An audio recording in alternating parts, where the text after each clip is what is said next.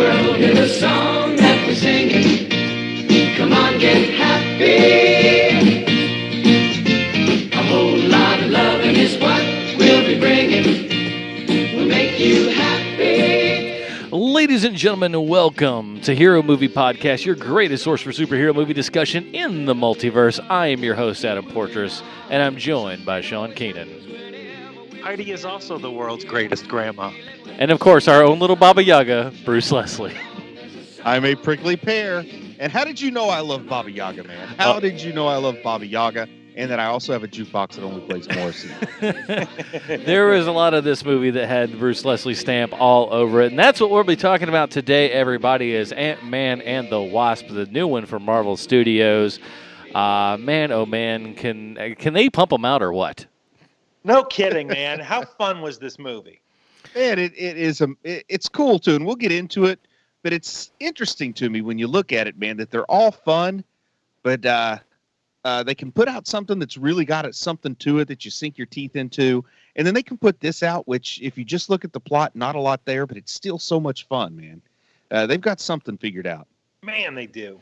It's like on Chopped when you see somebody gets a bowl full of crushed pumpkin and they say, go, make something delicious. And you think they can't make anything delicious out of crushed pumpkin. Then boom, pumpkin pie. For the... I just got thought about pie for half a second. I'm like, where can I get pumpkin pie? Nowhere in July is the answer to that. But thank you, everybody, for joining us. And, of course, as with all new big releases, we have new listeners, I'm sure. So welcome. We do this every single week, be it new stuff, be it classic things, and all the above. And we've got our own little, things that we do around here, and we're gonna highlight those for newer listeners because we've been told maybe we ought to do that a little bit more, and we're gonna do it on the big ones. What do you say, fellas? I think that's a good suggestion. I don't know if I remember what they are. Well, we'll try to figure it out. Mostly, it's just called Bruce says smart stuff, Sean says funny stuff, everybody dumps on Adam, but I'm cool with that. Hey, a little inside baseball for the listeners. 30% of the time, I don't know what I mean when I say the Robin's name. I'm just spitting out a Robin's name. He's just got a pair of dice he throws, and he's just like, I guess Are you trying to tell me, Bruce, that you don't spend hours mulling over which Robin is the best Robin to best describe this movie? I have like a roulette wheel with pictures of Robins on it, and I just spin it. Well, that's good, too. At least you made a wheel. At the end of the year, I spin it, but the other direction, and that's how I re-rate things. Oh, I like that. Counterclockwise once a year for those listening. In Australia, it goes for double.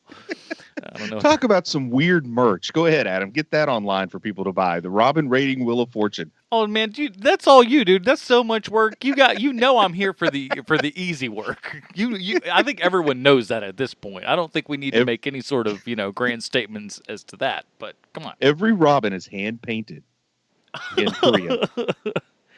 Those things better sell really well. So thank you guys all for joining us. Today we are going to be reviewing Ant-Man and the Wasp. And, of course, again, I want to say this up front for new listeners. We do discuss the entire thing. This will be all kind of spoilers and everything from here on out. So you have been warned with that. But according to the box office here, it looks like most of you have probably gone and seen this thing because, I don't know. It's Marvel, and people tend to go to those. This is a fun movie. What a good, fun summer movie this is. Let's see how fun it is and how fun we think it is right after we listen to the trailer. So, how long have you been Ant-Man again? Not long. It just sort of happened. I wish I could fight bad guys like you. I seem to mess it up almost every time. Maybe you just need someone watching your back. Hi.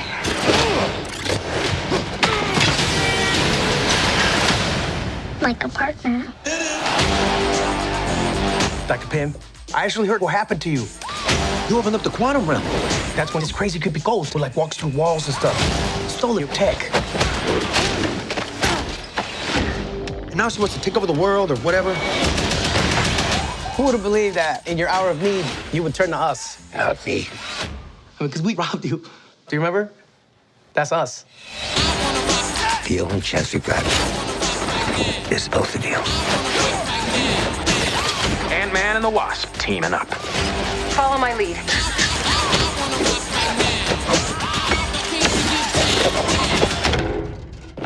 She seems more intense. Get loose now. It takes two to make a thing go right. It takes two to make a thing go right. You go low, I'll go high. I have wings. Why would I go low? I'm paid to get down.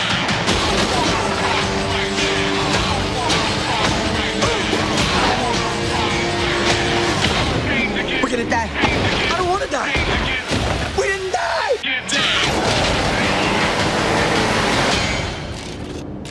Hey, what'd I miss? We were just tiny. It takes two to make a thing go right. I was partners with Hank on a project called Goliath. How big did you get? My record, 21 feet. You? 65 feet. 65. If you two are finished comparing sizes, 65. Alrighty, that was the trailer for Ant-Man and the Wasp, our new release review of the week. Here's the IMDb plotline. As we know, IMDb always 100% correct in everything they say and or do. As Scott Lang balances being both a superhero and a father, Hope Van Dyne and Hank Pym present an urgent new mission that finds the Ant-Man fighting alongside the Wasp to uncover secrets from their past. This is starring Paul Rudd, Evangeline Lilly, Michael Pena, you name it. Oh gosh, it's Michael Douglas, the whole crew. You guys know it. Directed Walt by Coggins. Walt Coggins. Walt. Say his name again. Isn't it Walt Coggins or something? Walton Goggins. Oh boy, I was close. See, I was close. We got another one, Sean. Again, directed by Peyton Reed. So let's get into it here. We've covered Ant-Man on this program before, but we've got to get to the comic book connection. Hold on, it's not playing when I hit the stupid button. Oh, so you mean just like every... I got it. I need to change the background on the computer so I can read the font better. Did you have to, reach into the bathroom to do it or something? You were stretching, man. Well, I could hear you backing away from the mic. My microphone is very, very directional. If I'm off 3 inches, that's what it sounds like. It's really directional. You sound like you were leaning way back in the chair and stretching to get your hand in the other room or something. Well, I mean, how else do you expect me to do this show on the toilet? Where's the most convenient place for the soundboard? Just out of reach. I just put it right over here. There it is. Good. That's how the pros do it. Ghost is an intriguing character from the comics. He first appeared in the pages of Iron Man in 1987, and my pronoun selection should have tipped you off to the fact that in the comics, Ghost is a male. Now, no one knows Ghost's real name, but they do know that he has a battle suit which grants him intangibility. Also, Ghost is an anti-capitalist saboteur who seeks to destroy various political and economic institutions he views as oppressive. The funny thing is that in the 1980s, that was considered a bad thing. Now, Ghost claims to have been created by corporate greed, and that makes it cool to see his character beat up Gordon Gekko on the big screen. Making himself into a true hypocrite, he worked for Norman Osborn for a time as part of his nefarious team, Thunderbolts. The mysterious man once worked as both a programmer and an engineer at a rising IT company called Omnisapient. Impressing the board of directors with his technological prowess and genius intellect, he quickly rose up the ranks and assumed the company's flagship project, for which he developed a revolutionary processor that could physically change in reaction to its environment, before becoming intangible to prevent overheating. Now, thanks to his Ghost tech, the company's stock skyrocketed while the board, ever more dependent on the man who would become Ghost, collected the credit. Exhausted after months of work, the socially introverted programmer decided to leave on a vacation, conflicting with the board of directors' expectations for an ahead-of-schedule launch that could increase their profit margins significantly. Approached by an attractive co-worker as he was about to leave, the young man canceled his travel plans and began a relationship with her. Happier and more productive than ever, he now found every single aspect of his life tied to the company, all part of a well-oiled machine, until his lover died in an explosion at her apartment. Depressed over her death and unable to cope with its apparent randomness, he sought solace by immersing his consciousness into the data networks he created by wiring his own flesh with his flux state processors. See, Sean, that's what we thought computers could do in the 80s. And also when we thought flux capacitors were a real thing. They are. Shut your mouth. They are. No randomness existed, and his unconscious mind, in a state he called alpha, could solve any dilemma his conscious mind was unable or unwilling to. In this state, he pieced memories and hidden fragments of data together to realize that his dead lover had been hired by the board to seduce him, keeping him happy and available to the company's every demand, and later murdered for blackmailing them for more money. Terrified, he attempted to flee, but his discoveries had been detected by the board of directors, which dispatched a contract killer after him. The hitman detonated a bomb in his apartment before he could leave, destroying the entire building and killing dozens of tenants. However, Ghost survived. He was made intangible by the flux state processors fused with his body when a wall of fire hit him. The experience completed his psychological transformation, and the once naive workaholic emerged as the Ghost, a paranoid vigilante bent on wiping out corporateocracy. Now, Bill Foster is also a character from the comics. His superhero name was Black Goliath because he was around at a time when black characters had to have black in their name, like Black Lightning, Black Mariah, and Black Panther. To be honest, I'm still surprised Marvel didn't just name Warhammer Black Iron Man. But I guess even a broken clock is right half the time or something. I don't know. I'm not really well versed in idiomatic phrases. But a bit of interesting comic book trivia. The name Black Goliath was created by Tony Isabella, the guy most famous for creating Black Lightning, and most pissed off at Hanna-Barbera for creating Black Vulcan without giving him a dime. Now, Bill Foster was hired to be the biochemical laboratory assistant of Dr. Hank Pym. Pym was stuck at the height of 10 feet for a time, and at the behest of Tony Stark, Dr. Foster helped Hank find a cure to change his size back to normal. Foster cured Pym of his gigantism, but also in the process unlocked the secrets of comic book embiggening. His origin blurb from the first page of his self-titled book reads, Bill Foster, Dr. William Barrett Foster, DSc, PhD, a child of the ghetto is in all caps, by the way, who has pulled himself up out of the Los Angeles slums to become director of one of the nation's most prestigious research labs, a man whose research has given him the power to instantly grow to a height of 15 feet with the strength of a true giant, a man who has become a hero. Now, Black Goliath went on to do cool things in the comics, like battling Stiltman twice, then going on to battle Stiltman for a third time. Now, sadly, during Civil War, Foster is killed by a clone of Thor during a battle between the Secret Avengers and Iron Man's pro-registration forces. Foster is buried in his giant form, with Iron Man paying for the 38 burial plots required to accommodate him. Guys, I've decided that's what I want when I go. Sean, Adam, you guys are in charge of paying for 38 burial plots when I die. And listeners, get on over to Patreon and start making donations to my burial fund. We can call it 1 plot for Bruce and 37 for his ego. And no skimping. I also expect 38 headstones with my epitaph spread out on all of them, one word at a time. Reads thusly. Here lies Bruce Fauntleroy Leslie, a dumb guy with dumb ideas and even dumber friends who listened to his idiotic ideas and wasted good money on all these burial plots. He is a prickly pear. Heroes are super. Go ahead, count them. Those are 38 words, guys. I believe you. Yeah. So, Fauntleroy, huh? Yep. That's why some people call me Bruce F. and Leslie. Oh, that's why. We thought it FN was is an abbreviation for Fauntleroy, I think. So we are back here for Ant-Man 2, and I believe we all were pretty darn positive on the first Ant-Man, and that was really the one that everyone thought might be the first kink in the Marvel armor here and everything, because of the whole... No, that's totally untrue. Everybody thought that the first one that was going to take a dive was Guardians of the Galaxy. No, everybody thought Guardians of the Galaxy was. That's exactly right. So, I don't know how much history you guys have with the first movie. Do you guys like? I remember all of us liking it, but like, how many times would you say you've seen the first Ant-Man movie? Maybe 4 or 5. I'd say about 3 to 4 for me. Yeah. Yeah. What about you? 4 or 5. 4 or 5.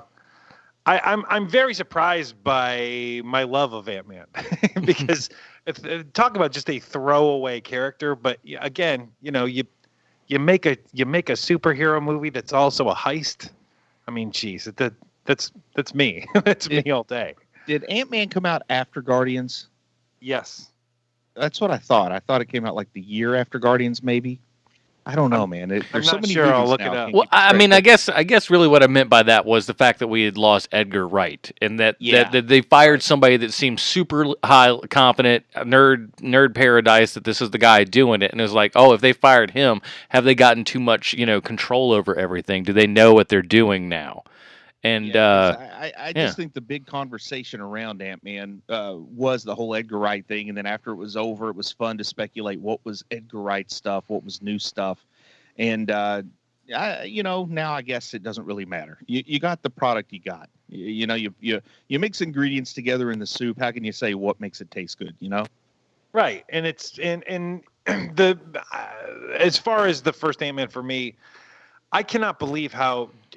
Because we all liked it when it first came out, but I cannot believe just the rewatchability of that movie. I couldn't even tell you how many times I've seen the first Ant-Man now, because if it's ever on, I just watch it. Yeah, and that's one of all the Marvel movies have even probably the 2 darkest movies they've made, I guess, would be I think would probably be Winter Soldier and Infinity War. Is that fair for their 2 darkest, maybe? Yeah, I suppose I could say that. Yeah, and they one of both, the Iron Man movies, probably. Yeah, Iron Man 3 was weird, but it dealt with a lot of inner demons on Tony. But they all still have a pretty fair dose of laughs in them. But then Guardians and Ant-Man, those are the ones, and then Thor Ragnarok, they took Thor in a different direction. But those are the ones that really lean into the comedy. And I don't know if everybody agrees, but I think the comedy's just more rewatchable. In particular, it's rewatchable in that if you join in the middle of the movie, you can still have fun. I think that goes a long way. A movie that I can have fun joining in the middle of goes a long way towards rewatchability with me, especially when it hits the cable, starts making the rounds on cable, and I see it on TV, and I'll just join it 45 minutes in progress or whatever. Yeah. And, I couldn't tell you if this one is going to be rewatchable. It certainly is funny. There's a lot. There is a lot of comedy in this movie. And I don't know if it's too early to start digging in on this, Sean, but something you do that I've started to enjoy is, you take a look at the movies and you say something like the first Ant-Man, I guess, was a heist movie, right? And we decided Infinity War was a war movie. And, you kind of, you have a way of sort of saying what subgenre are they trying to slip into this superhero movie, I guess. Do you think there's one here? Because I've got a theory. I do. To me, it's the Save the Guy movie. We've got to go back and get that guy. No Man Left Behind. I'm not sure what genre that is, but that's what this is. Let's go get that guy. Yeah, I think you're right, because it's all about Janet Pym. For me, it almost felt like early 80s sitcom, which it's basically just jumping to a conclusion on a small mistake, and everything you do to try to fix that digs your hole deeper. Like it really is pretty simple storytelling. It's great, and I don't mean that to belittle the movie, but it's one of the more simple, like this could be a prolonged episode of a sitcom. It's just like silly stuff happening, and then how are we going to get out of this? Oh no, now look what's happening. It's got a lot of sitcom physics, I guess, driving the story along, and I personally really enjoy things like 80s sitcoms, so it's a win in my book. You hear that, Ant-Man? You're no greater than an episode of Bewitched. I was thinking more like late seasons of Three's Company, but yeah. This to kind of go back to something you said earlier here, Bruce, is that simple plot doesn't mean bad plot. You have high concept stuff, you have low concept stuff, and high does not mean better concept than low concept. I mean, Seinfeld is a low concept show. It's one of the best written TV shows of all time. And if I can interject, I mean, I think a lot of people see high concept as a bad idea, because you're leaning on the concept and not on the storytelling. And generally, I would agree with you, except the movies that I always go to the movie theater to see are all high concept movies. Like, just for example, a dog who's good at calculus would be a high concept movie. That is true. Like when the pitch is simply the concept and not actually what happens, that's a high concept movie. Also true. And so, there is, for a very simple plot to Ant-Man and the Wasp, there is a whole lot that is going on in this movie. Just so much action in this movie. It's got to have it's got to have almost more action than any other Marvel movie, right? There's so much in it. It's not only got action, but it has it has unusual action because you've got phasing, fighting against shape changing. It's just very dynamic. It's action that ignores Sir Isaac Newton's laws of physics in every respect. Right. And as a compliment to the humor in this movie, from my perspective, I'm so caught up in the comedy that despite this awesome action, this kind of envelope pushing way of putting some fights together, I think there's some really new stuff here in the action. I was so focused on how hard I was laughing and how much I enjoyed some of the comedic performances and some great timing and great touches that would have been easy to ignore, but I wonder why they're not tropes already because they work so well. Right. It makes me overlook the action. Not because the action's poor, but there's a whole lot of fun stuff around the action, too. Yeah. You can take the action out and still have a very enjoyable movie. Absolutely. The performances are so good. There's not a bad performance in this movie. Great cast, man. The people that I recognize are great, and even the people that I'm not as familiar with were also great. The poor Mr. Goggins, who I called Coggins at the top, this guy is a good villain. I've maybe seen him in an episode of something on like FX or something here or there. Like, I'm not super familiar with his body of work, but he's like, oh, I've seen that guy before, kind of air about him. And I think he's a fun villain. And, I'm always a fan of if you want to act for the back row, I'm there ready to enjoy it. And, Michael Pena putting in, again, just a killer job yet again. Stealing the show yet again, him and the two sidekicks. I love those guys. And Pena has no writing credit, but it's hard for me not to I can't believe that he didn't at least do a punch on that. Yeah, he had to contribute to at least his own lines. They gave the basic thing, and they were just like, put your spin on this, how you would tell this kind of thing. And can we talk about the Rookie of the Year in this movie? The guy he's been around forever, but I didn't realize that until this movie. Randall Park, the guy who plays Agent Jimmy Woo. Yes. Yeah. That dude is runaway MVP of this movie. Yes. And he's the one I was referring to. And I said, even people that I don't recognize were amazing or did a great job. And he deserves, man, a hats off. His performance, the way his character was written, as well as how he performed it. Like, that should be an archetype character. Too bad it's not, but I bet you it will be soon enough. I think we're going to be seeing a lot more of him in Marvel. Yeah. Well, yeah, and like, because he could easily belong in there, but the cool part is like he's also been one of those actors that just for the longest time has kind of been putting in like sneaky little good performances here and there. Nobody's like, they've never like really been quite over the top. I think this may be what kind of starts to push him in to that limelight because it's so well written and performed by him that I think people are just going to be able to go, oh, we need to get him in more stuff. And I also think like chemistry is a term that people use when they either can't find the words or don't have the insight into what is really good about something. Right. But I'm still going to use it and say that there was some excellent synergy. I'll use synergy instead of chemistry. It's another throwaway word people can use and act like they know something when it's really just saying, I don't know what I'm saying. That doesn't mean nothing.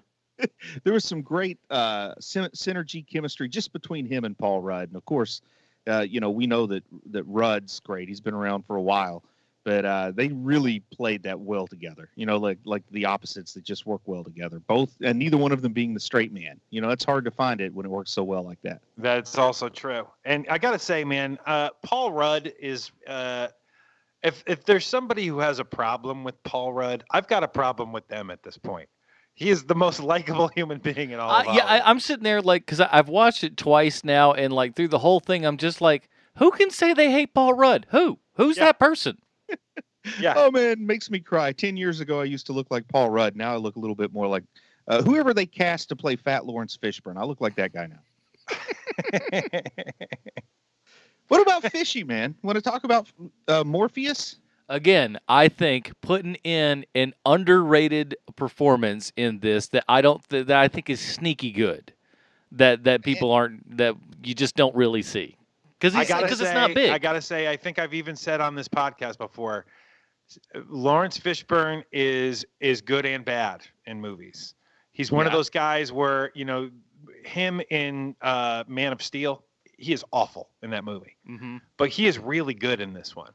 He feels like he's happy to be there. There's that too, and I wonder if it has to do. It's like almost like Bruce Willis kind of thing, where if Bruce Willis is in a movie that he believes in, he's going to put in one of the best performances you've ever seen. Mm-hmm. But if he doesn't believe in the project, he is going to try to take that thing down with the Titanic. And what does he do when Kevin Smith directs him?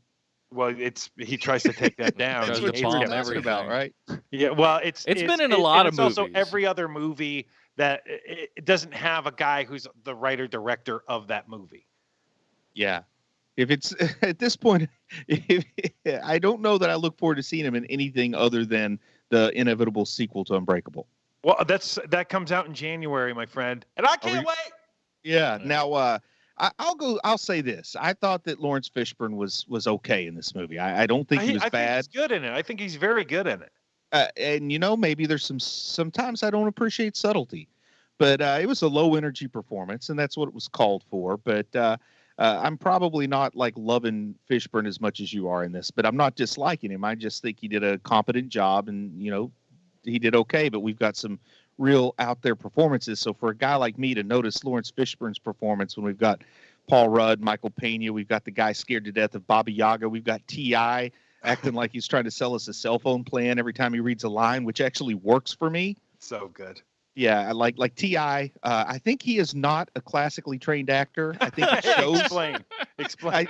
I think it shows a little bit, and for some reason, I love it. Like occasionally, I like the guy who's just enthusiastic. Well, because man, you can tell he is very happy to have his role in this movie. And he should, because he has great moments in this movie. And he's been in other movies that have been terrible. So to be in something that's of like great quality, I'm sure is just like, a giant boon for your self-esteem. Can we talk about the Russian guy, Kurt? Kurt, that guy, that actor. Yeah.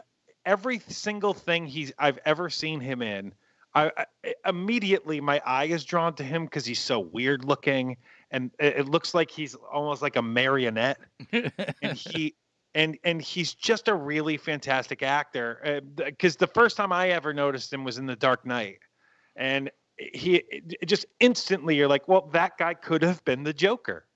And I enjoy his performance here too. The guy's from Kansas, I think, originally. And when I was just looking at his background, like he got his start doing a really good job on stage and things like The Glass Menagerie. And like, he's really proven to have some range coming around to something like this. Yeah, he do. Yeah, he's from Kansas. Yeah, Dave the Small Chin. So he's like, he's done a couple interviews and stuff with Kevin Smith and comes off as a really awesome guy. Don't doubt it. Anybody who's willing to do that with their hair. Yeah, you had me at Eraserhead, my friend. Man, so good. And can we talk about the world's best looking grandma that's in this movie? Oh man, is Diane Lane in this one too? No, sir. No, man, sir. I'm still. I got to tell you, man. Like in Scandinavia, they love to like sit in a sauna.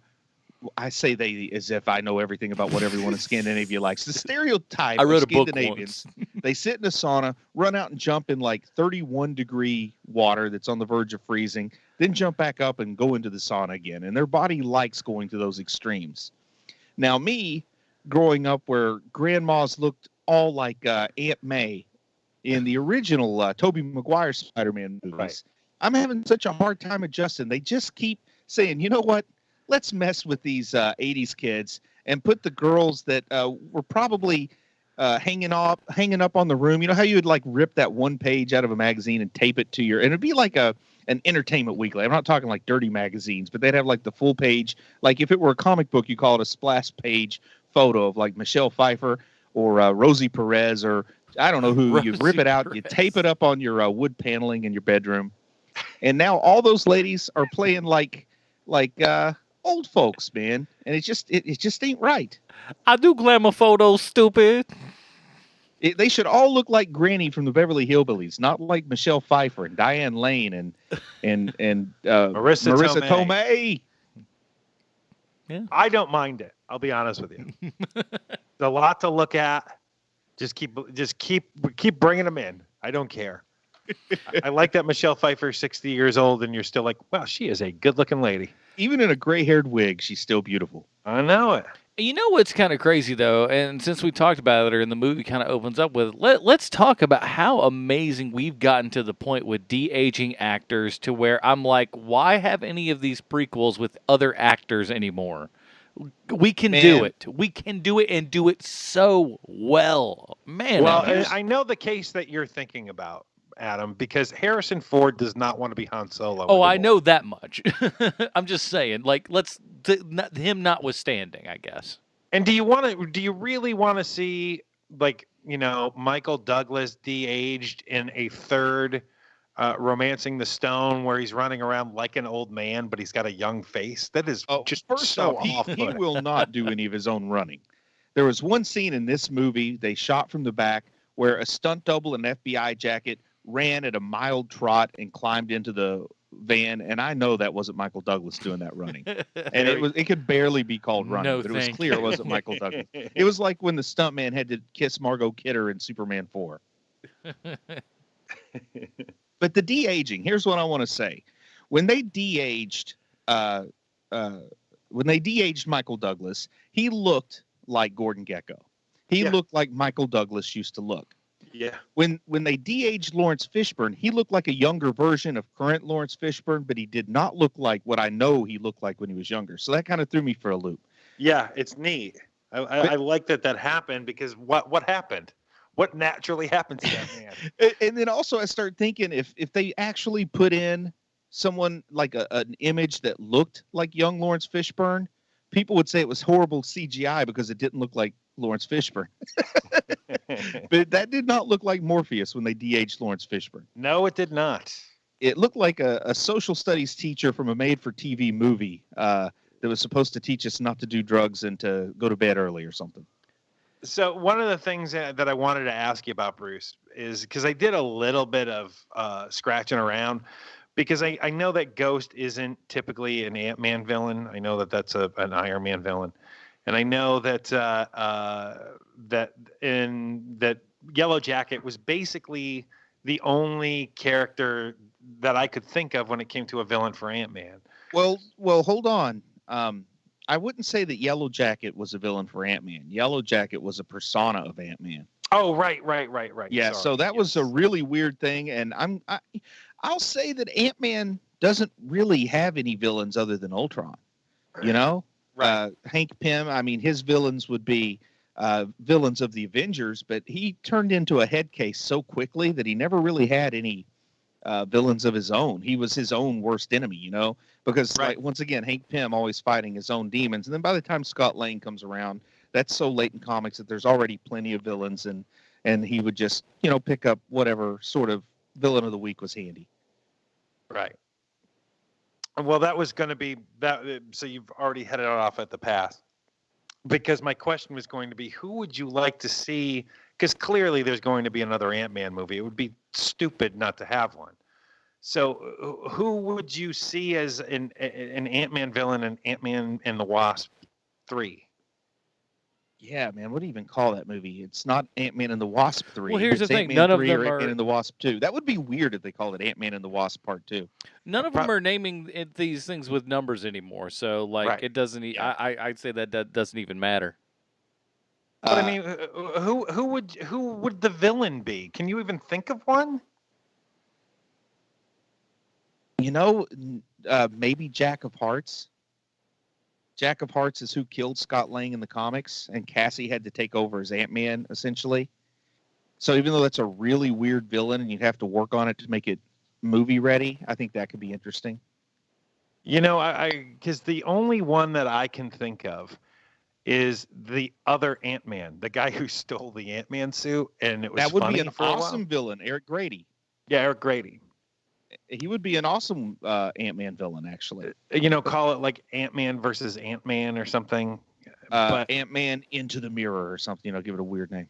It's one of those things where, you know what, I don't take my ideas, guys, because you clearly know what you're doing. I'm not going to improve on your movie because your movie is far better than anything I would have come up with. They sit back and just go like, "Oh, that's a cute idea. Let us handle this." But I'm already liking the idea that Ant-Man basically gets Ant-Man'd. Scott Lang's own origin story is that he broke in and stole the suit from Hank Pym. Well, right. Next thing you know, Eric Grady breaks in and steals the suit from Scott Lang. And then he has to go see if he can get another suit from Hank Pym or something. It turns out Hank Pym finally has the big one. He's coming to see Elizabeth, and he dies, and they're at his funeral, and he has no suit. So he has to be just like, he just has to be Scott Lang, and the Wasp has her suit, and he has to convince her to help him to preserve her father's legacy, but she doesn't want to help him because he was careless enough to get it stolen. You know how those beats would go. I think it could be interesting. Yeah. And Louise finally gets a suit. Like, he gets an Ant-Man suit that's not functional, but he serves as some kind of decoy, and he pumps his fist. I finally got a suit. Yeah, they did set that up. It would be a shame if he didn't at least get to wear some suit. Yeah. What about that scene? The scene where they return that joke. They bring that joke back. Which is my favorite joke in all of Marvel. Yeah, if they didn't do this in this movie, I would have asked for about 50 cents of my ticket price back. Because that's, that's one of those things you expect to see. Like, some people say, why do we want to rehash the same old thing? But I would say it's like at Thanksgiving. I've been to some Thanksgiving dinners where people are like, you know what? We don't want to just have mashed potatoes. We want to have like fancy party potatoes with all kinds of ingredients and stuff. And you know what? That's fine. You want to spice it up? It's okay. But just have one small bowl of regular mashed potatoes for those of us who've had mashed potatoes at Thanksgiving every year for like 40 years and don't want it to change. Oh, man. Don't even get me started on that. I my Uncle Marty growing up, every time that we had Thanksgiving at his house, it was like, oh boy, here we go. It's going to be spaghetti and meatballs with some turkey. Like people want to get creative, and I understand that. Some people have that part that wants to be creative at Thanksgiving, but you know what? Also just have a few of the staples too, because it is Thanksgiving. Yes. How hard is that? So this is like the staple. Like we just understand before you go into the movie, there are some people who are going to roll their eyes when that scene comes up. But you know what? Those people all deserve to burn in pain, because we're going to enjoy that few minutes. It's 3 minutes or less in a 2-hour movie. Let those of us who want to see the Michael Pena talking scene have it. And by the way, they upped it big time on this one, and I loved it. Yeah, me too. I like the yes and on this one, where T.I. even says, look, man, you put the dime in, you got to listen to the whole song. And that's when, that's the nice lead in where he goes, yes, he's like a jukebox. And then he tells the story about Morrissey and his, I love it that the elderly Latina woman will only allow Morrissey in her jukebox. There's a lot of humor there that I don't even know why it's so funny to me, but I'll tell you, there's at least three demographics. There's this very weird thing in California that I've noticed whenever I've worked out there, which is that there is a certain type of Latino, and I'm being very general here, like to the point of almost racism and stereotyping, but there's this certain type of Latino in Los Angeles specifically, where they are into, definitely Morrissey, but also into all of those like late 80s. It wasn't called emo at the time, but it was emo music then. Yeah, it's goth. It was sort of precursor to goth. Yes, it's like pre-goth music where it's just like emotional, emotional overload where, it's like The Cure and it's just this very specific type of Latino person where they're just totally into that music, and it's always surprising to me when it comes up. Yeah, there was like in the late '80s a handful of bands that were inspired by Joy Division and went out and did their thing, and then it all kind of turned into other stuff. Yes. But I love the scene, man. I love just out of nowhere, like when something gets you and you're just not expecting it, like you turn around the corner and somebody's got a funny expression on their face and you laugh. I was not expecting Michael Pena to have that hair. That was really funny. And then a good way to do that. And it was a nice touch when the other people, when they're talking, they take on Pena's mannerisms a little bit. Especially Paul Rudd, who does a great job of it. And that's kind of what he does. Though he was never in SNL, he kind of lived that SNL type of life for a while. And I've been kind of quiet about Evangeline Lilly, and it's because I don't like her, and I don't know why I don't like her. But I didn't feel like she did as good as Paul Rudd. And it was a lot of fun, though, man. What about you, Adam? What do you think of her? I'm a huge fan. I've liked her since Lost and everything, was really kind of on board at that point.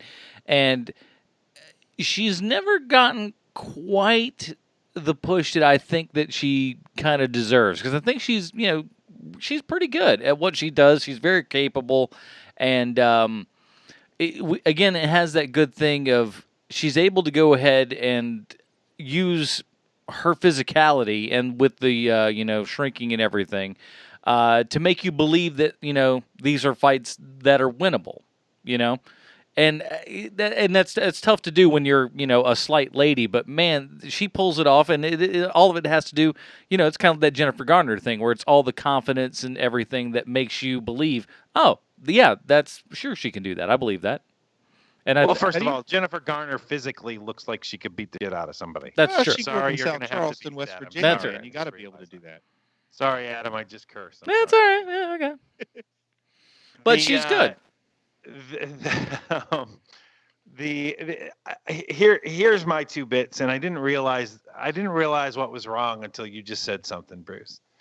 Is that I like Evangeline Lilly. I like the way that she looks. She looks like my type of girl. She's little. She's black. She's dark. She's got dark hair. She's got black features. That is exactly the type of girl that just a laundry list of that's what almost all of my girlfriends and wives look like. This is true. So, with that being said, I could not put my finger on it. What is wrong? And here is the problem for me. I never believe what she's doing.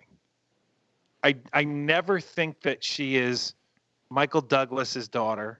I don't believe that she has the Wasp suit and she's great at it. I don't believe that she misses her mom. Now, I don't know why that is, but I don't. I still think she's great because I just like looking at her, but she's not a great actress. Here's the thing, man. Something about her performance, and I don't know if I'm bringing in some below the consciousness level bias. Did she have a reputation as being a difficult person in the final seasons of Lost? Did she get some bad press somewhere along the way? Not that I don't know that. I don't think she has either. I've just got this opinion, I guess, from this performance because I've never really watched her in much before Ant-Man. But I feel like and I'm talking about the character, not the person, but the performance. I feel like if I was in a room with that character for very long, I would be looking for excuses to leave the room. They don't give that character a lot of nice things to do or say. I feel like she thinks she's better than everyone in the performance, and I think I'm maybe projecting some of that onto the actress. That might be the character itself, not the actress. And that's not a good Hope Pym to me, to me. But in the MCU, there are loads of female characters in the MCU and loads of actresses that play those characters. And out of all of them, the only 2 that I don't really care for, Gwyneth Paltrow and Evangeline Lilly. And it's not about looks. I mean, she is an attractive lady, as you've all pointed out. But in a weird way, man, it's the whole fact that I think I would be uncomfortable being around her. I think she would be one of those can I talk to the manager types, and she just does nothing for me. I don't even enjoy looking at her. Like, I much prefer the villain as far as who I'm going to look at. Bruce, is your wife in the room right now? Just blink twice if. Help. but no, man. I as far as just who looks are concerned, I think you guys know I'm probably more into the villain. Yes, Yeah. I would imagine that you were, and I thought that you would be. The second that I saw her, I was like, oh, Bruce is gonna say something there. That girl's dirty blooded. Bruce is gonna like her. Oh boy, does she have an accent? Oh, she's got an accent. I don't even care if it's real or fake. I'm sold. Oh, it's real. I saw her in one of those Google Complete interviews. I like the way Adam's like, oh boy, it's real. It's real and it's fabulous. Oh yeah. Jerry. But also Judy Greer, man, I think I have this thing. I like a sitcom, and I see a character from that sitcom in a movie, and I'm going to like him. Judy Greer, of course, Kitty Sanchez from Arrested Development, a fun character. And she's awesome, man. She's like on screen a very small amount of time, but makes a big impact, and I like her. She's just terrific. I've never seen her in anything where I go, not for me. Or actually, she's been in a ton of stuff I don't care for. But her performance in that thing, I've always liked. But how's this for a couple of nice credits, man? Arrested Development and It's Always Sunny. It's pretty good. Yeah, it's a nice 1-2 punch to have on the old resume. And then a couple of movies called Ant-Man. Maybe you've heard of them. Yeah, you got a movie called Jurassic World as well. She's hot in there for a hot second. I didn't know she was in Jurassic World. Yeah, she's in the first one for just a minute. Yeah. She's the one with mom dropping off the kids. Hey, speaking of Jurassic World, I'm proud I have come around on Bryce Dallas Howard. I used to dislike her in the same way that I didn't know why, and now I like her. So, it's because of Arrested Development, isn't it? Yeah. I knew it. I was hoping you hadn't seen the last season yet. I knew it. And how did Clint not get a cameo in that episode? You got me. Maybe he was busy. Anyway. So speaking of this very topic, so I cannot tell you, like, time and time again with Marvel, they'll bring someone out where you're like in the first Ant-Man, having T.I. in that movie was pretty revolutionary. Like, holy cow, they got T.I. in an actual role in this. And it's funny and likable, and he's not, Anyway, this movie, the weirdest thing of all, Tim Heidecker as the whaleboat captain. Are you kidding me? Are you kidding me? That's called Here's a Buddy. Blew me away. Now, tell us about Tim Heidecker. Of Tim and Eric. Yeah. Tim of Awesome Tim Show Eric. Or whatever. Good job. Yeah, Awesome Show. Good job. And then somebody goes to the mayor. Tom goes to the mayor. Like, just the craziest, weirdest, like, you got to be high to enjoy the type of TV shows that they do on Adult Swim. And seeing him in a Marvel movie, it was like seeing Darth Maul in Solo. It was like, what? Man, wow, I didn't expect you to compare it to Darth Maul, man. I had to think, now you've just ruined a movie. It was so surprising to me. Oh man, I like that. I would like it if we found out that Tim was playing Darth Maul. Hey, big shocker. I don't care for any of that stuff. You don't like Tim? No, any of that's. It's just, to me, it's just, and I like absurdist stuff. To me, it feels like trying absurdist, and that, like. Do you want me to let you in on a little secret here, Adam? Please. I used to like Tim and Eric, Awesome Show, Good Job is one of those shows where I saw the commercials and the title and it stuck with me, and I would like mention it from time to time so people thought I was like the kind of guy who watched it. Never seen an episode, but like intimately familiar with the show. I do that sometimes. Like in high school, I would know about like who wrote a book and detailed plot points, though I'd never read the book, and it would confuse people. And that's just how I am sometimes. I know stuff. Yeah, I'm just like, I've watched their movie that they put out. It's nothing but straight awful. I hate every minute of it. I'm like, I don't know why or how anyone finds any of this entertaining. It's still better than your movie, though. So here's the thing. Here's the thing with Tim and Eric, right? So I have a soft spot in my heart for these guys. I don't laugh at their stuff. I don't think the stuff they do is remarkable in any way. But they have two things going for them. One is that their style is their own. It's not like somebody was doing what they were doing better previously. That's just their stuff, which I think is great. And two, they were discovered by Bob Odenkirk, which, as you both know, is on my Mount Rushmore of comedy icons. See, you kind of led into what I was about to say. Is like, I think I would have a tough time enjoying Tim and Eric because I would rather be watching the Mr. Show with Bob and Tom, or Bob and Dave, or Dave and Bob. What was Mr. Show called? Mr. Show with Bob and Dave. Okay, I couldn't remember. I mean, I knew it was Mr. Show. I didn't know if it was Dave and Bob or Bob and Dave. But yeah, like now that is a show that I can't believe like existed at one point in time. Now, when you look at David Cross and once again, Arrested Development gets you an immediate 51% on the tomato meter of Bruce. We call it the Bruce-o-meter. Yeah, you have to give me a reason not to like you if you were in Arrested Development. Like, you got one vote for you before I even see your performance.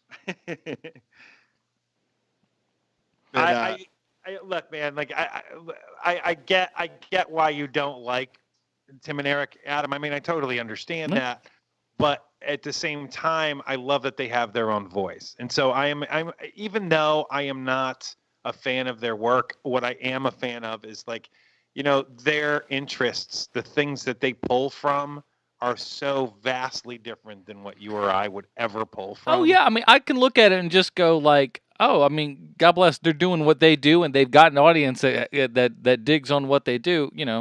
Good going. It's I mean, just not for you. Yeah, exactly. It's not made for you. Oh yeah, and that's what I dig about it. That's why I like those guys. do you guys think it'd be okay if Hank Pym in the Marvel Cinematic Universe died for real soon? Like, if we had enough Michael Douglas. I think what's going to end up happening is that they're either going to make him die in the third one, or they're going to make him a bad guy. And he's one good thing about Hank Pym is he always is a bad guy. I mean, even when he's a hero, he's kind of a bad guy. And though they haven't made him as bad in the movie as they did in the comics, and I think they learned their lesson on the comics, they realized they had done something that they could never undo, and that character is essentially dead in the water for all eternity now at Marvel. Yeah. Oh, we've made you into a really garbage human being. Not a lot of bouncing back from that. And I mean, they've tried to do things like that was all in a parallel world. Let's go back in time. Let's undo it.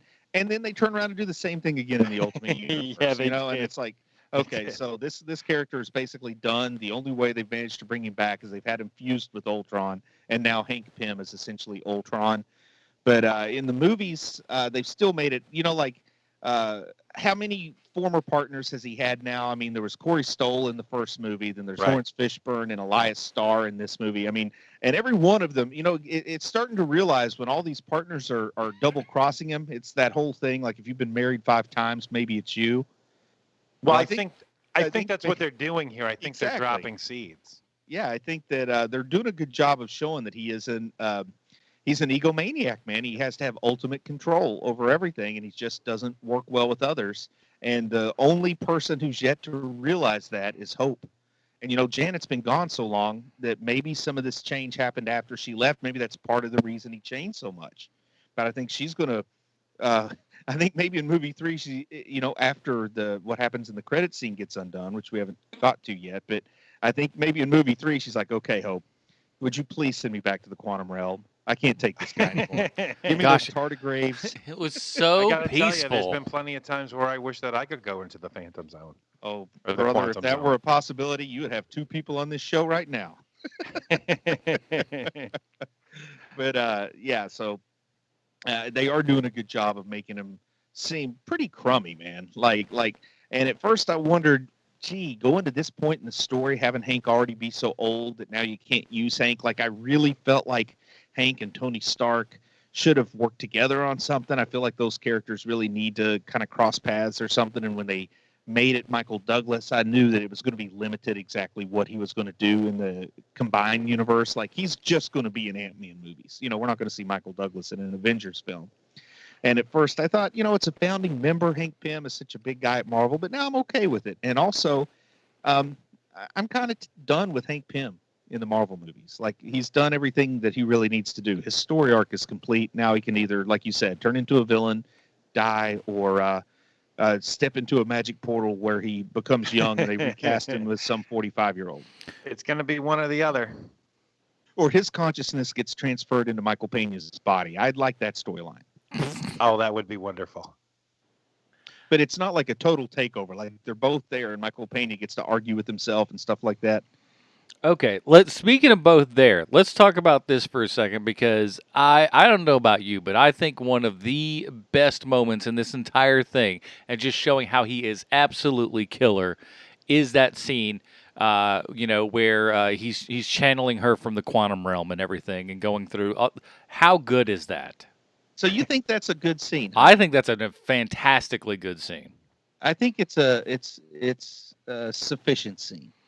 Because to me, it's just like, I don't know.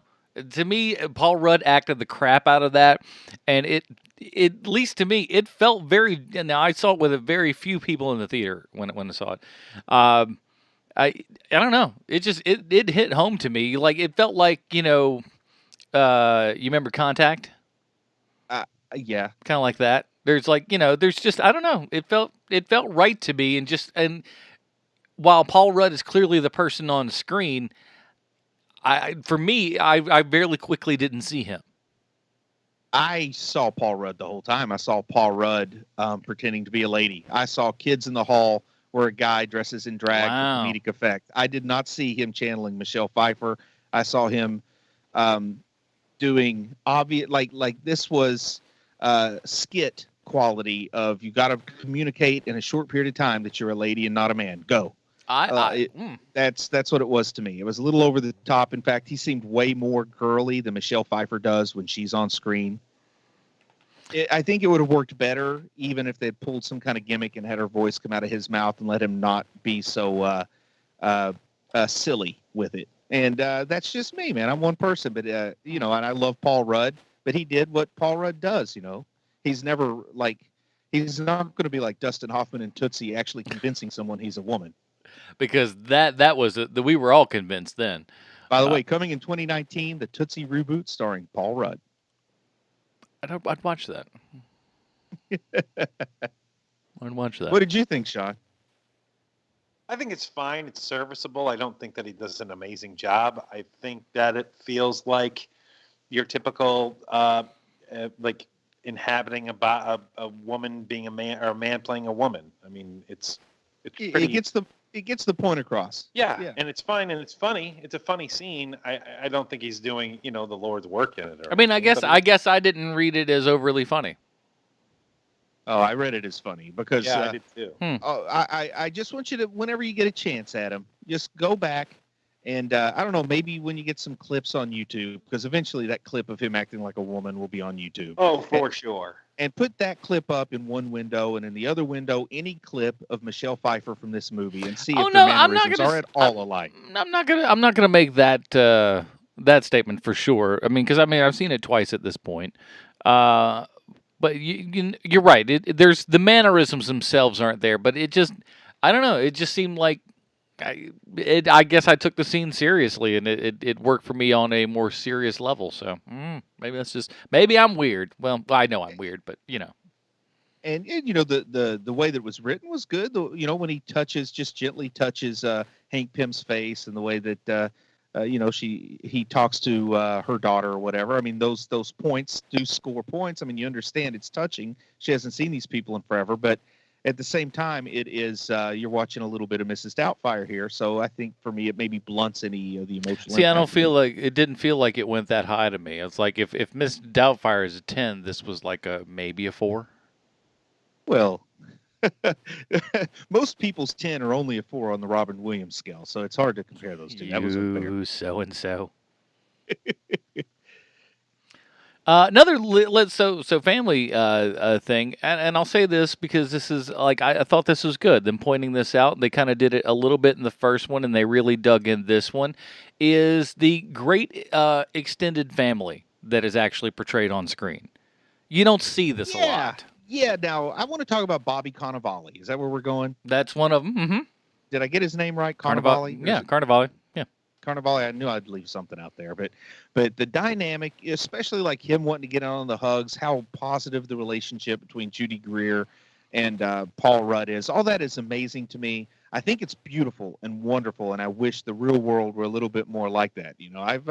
I'm a child of divorce, and I've seen exes from my parents' perspectives and stuff, and you don't usually get that kind of family. No, no, you don't. That's a fair thing to say, Sean.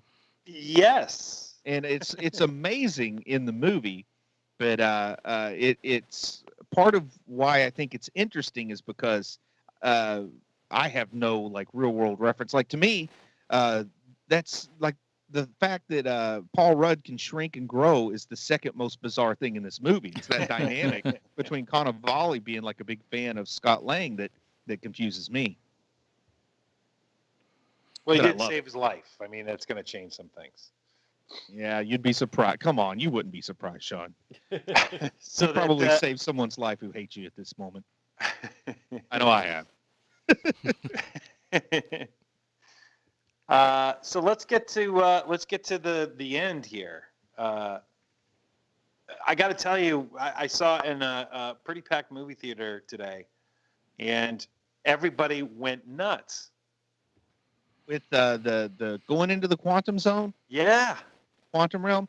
Yeah. Now this does introduce. I'll talk about it, but it introduces something that kind of gives me a problem. I mean, the big shocker, it wasn't a shocker. We knew it was going to happen, but what was put as the big surprise point of tension at the end of part one. Part one. I was thinking of this one. Yeah, I'm like, a lot of people didn't know, but they still seem pretty surprised in my theater for the second one. Well, anyway, what I'm going to say is that part one, what made Ant-Man unique, the whole reason that we have the quantum entanglement with Janet Van Dyne is that he was able to go to the quantum zone and then bring himself out of it without any assistance. Yet this leaves us, I mean, my kids even pointed that out to me. I'm talking about a 7-year-old and 10-year-old look at me and they're like, so what? He was in the quantum realm in the first movie and came back. What does he care if they're there or not? But they want us to think he's stuck there. And I think that's a valid kind of thing that the sort of people that really get into comic book movies are going to note. Oh, for sure. But maybe, right. Did he not go further in this time than previous? It's not that, it's the suit, because the suit doesn't have the thing that he used in the last, remember? The old suit in the first place. Yeah, the new suit, the new suit was gone or wasn't working, so he was back in the old suit when he he was? Yes, you can tell by the helmet, but he's back in the old suit when he goes into the tunnel, or at least he's in the old helmet. Well, very good. But because I don't know, I don't remember exactly what happened to the new suit, but at some point he had to go back to the old suit in the movie too. Yeah. Now, do you think? Now, this is kind of my thought when this kind of came about and everything with the Thanos wave, as it were, is that perhaps it did not count him because like he was in the quantum realm. Like maybe that is just kind of like that medium spot to where yes or no, they couldn't have seen you, so to speak. I think that absolutely comes into play. I think it does. I think that might even be a little hint into how they can counteract Thanos with the Infinity Gauntlet. Is maybe Ant-Man is something that it all hinges on in part two. And his ability to go into the quantum realm and maybe go inside one of those, the Soul Stone, for example, and maybe bring back Gamora from the Soul Stone, and then they defeat Thanos. But that's another story. But yeah, I think that maybe he doesn't count. But also, I want to point out, man, it seems like more than half the people are dying from Thanos killing half the universe. Well, they just happen to be the half that they decide to kill off are mostly superheroes. Well, but no, seriously, like there are 3 of them standing outside the tunnel and Scott's inside the tunnel. So I think like 2 of the 3 ought to die and somebody should stay alive on the other side. Of course, they want us to have the suspense of is he stuck in the quantum zone or not. And then like when Nick Fury dissolved, I expected Maria Hill to live or vice versa, but they both go. It's like we're seeing everybody in a scene dissolving and like nobody's sticking around. Yeah, but when you come down to like giant mathematical probabilities and stuff like that, they probably wouldn't have a lot of who's to say? Because it's like, because according to what Thanos' rules that he laid down is that it's all just random willy-nilly. Yeah, but it's clearly not random willy-nilly because it all serves the plot. So that's what makes it a little tougher. I think if you were writing it, you'd have.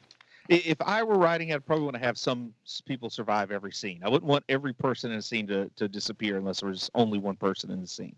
But that's just me. Why don't you go tell Kevin Feige about it? Come on, man. Oh, don't think I haven't. Answer my emails, Kev. I'm writing you. You know what? You know we have to go back. Now, before we get... something... One other thing, just before we move on, and we kind of breezed right past it, but man, this cold opening was extremely cold. Oh my gosh! I thought, because I thought there was an error in the projector that they had dropped us in 4 minutes into the movie or something. Because the voiceover starts in black.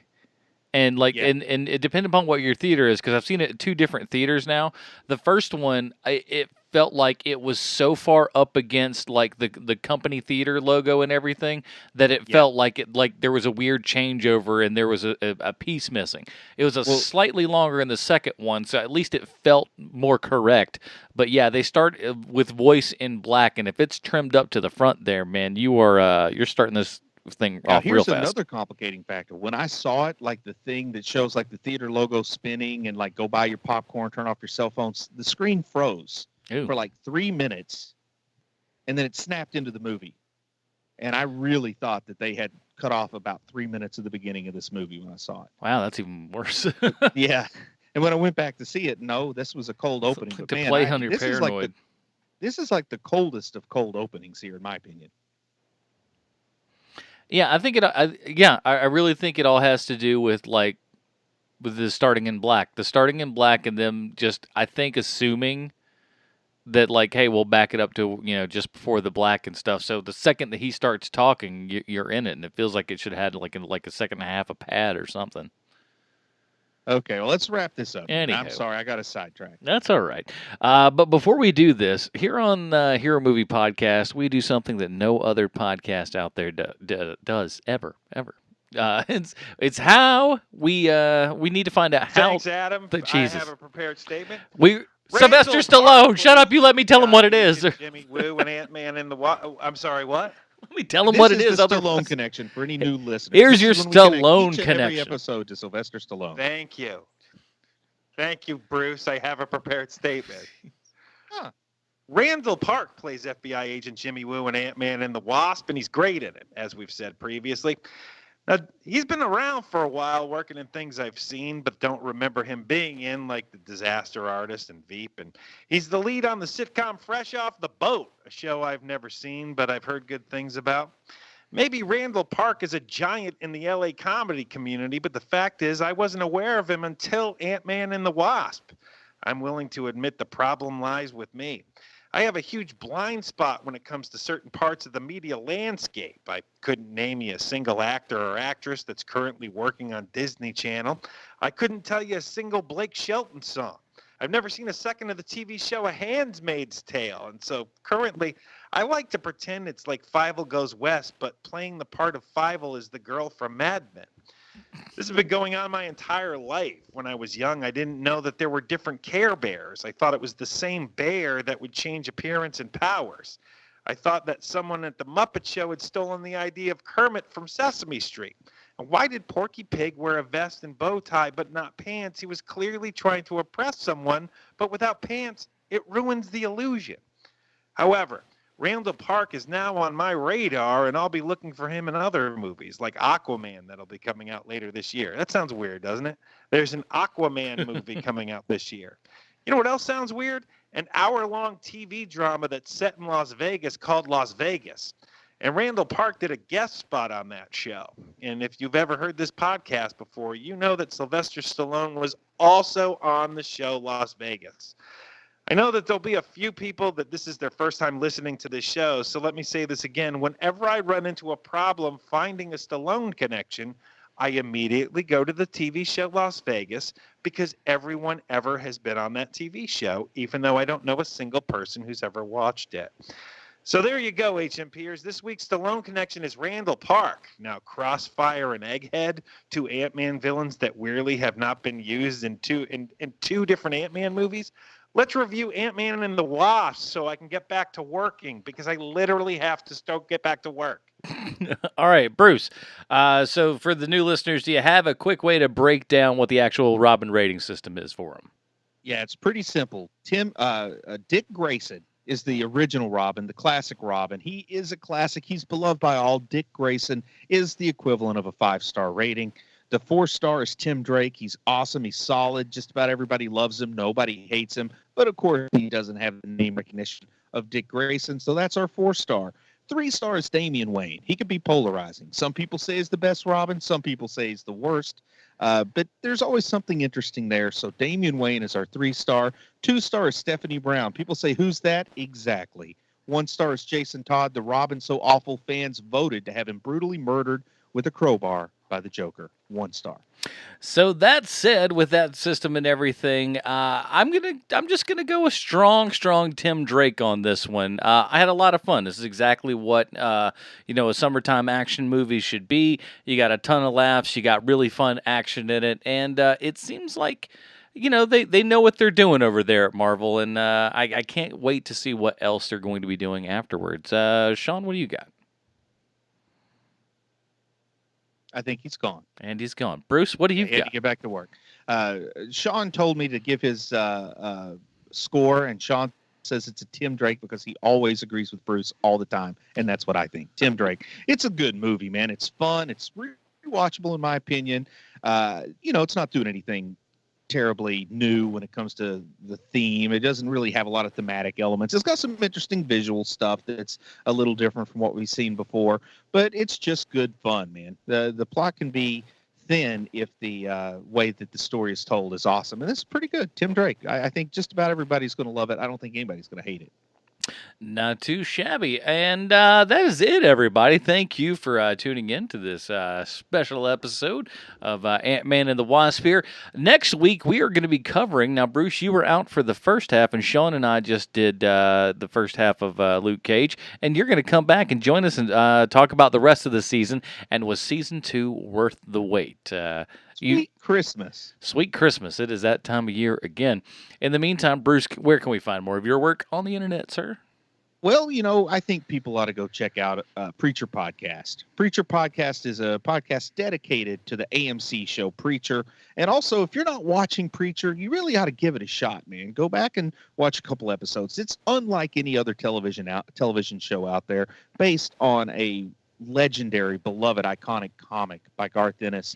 Absolutely sacrilegious, absolutely supernatural, absolutely, I would call it dark comedy everywhere to be had. You're missing out if you're not watching Preacher. You need to listen to Preacher Podcast. Me, Adam, Sean, and Matt Smith, we all have a good time tearing that down. And if you're not on the Preacher Podcast bandwagon, it's never too late, man. Season 3 is not that far along. Yeah, exactly. There's plenty of catch-up time, and I believe the first 2 seasons are all on Hulu and everything, right? That's the rumor I've heard. I haven't verified it. I think they're still there. So, check all that good stuff out and check out our show. And, of course, over at the Film Find, this last week we just put out a good 2-hour-plus retrospective on all the Jurassic Park movies, including a review of the most recent one. So check that out over at the Film Find, everybody. That's it. Join us next week when we're talking a little bit more Bruce Luke Cage, yeah. Bruce Leslie. Thanks for joining. I'm tongue-tied. Worst outro ever. It is. It's the worst outro ever. Let me start again. For Bruce Leslie, the absent Sean Keenan. My name is Adam Portrais. Stay super, everybody. Goodbye, Marty and Evie. Goodbye, Commodore. You always keep me guessing. I never seem to know what you are thinking. And if a fella looks at you, for sure your little eye will be a-winking. I get confused cause I don't know where I stand. And then you smile and hold my hand. Love is kinda crazy with a spooky little girl like you.